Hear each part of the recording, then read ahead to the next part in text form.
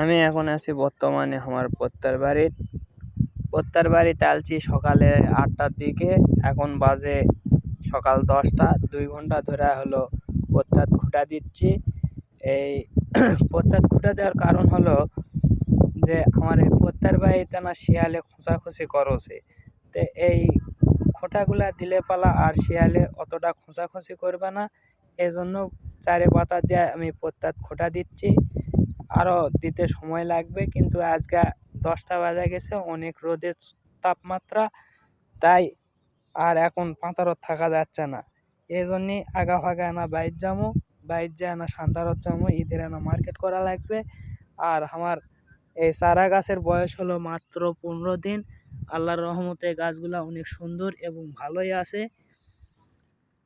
তবে আগামীকাল আবার না ওষুধ দেবো।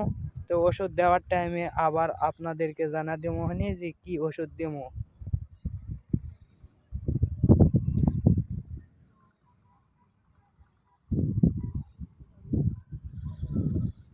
এই পত্তাগুলা ছেঁচা দিয়ে আজকে দেওয়া হচ্ছে 4 দিন। তারপরেও ভেঙতে এখনো বাত আছেই, কাদো মাটি, তাই ভেঙত নামা যাচ্ছে না।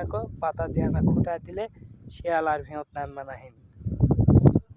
শিয়াল ভেঙত না নামার জন্য এই বুদ্ধি করা, যাতে আগা ভাগা খোঁটা দিচ্ছি।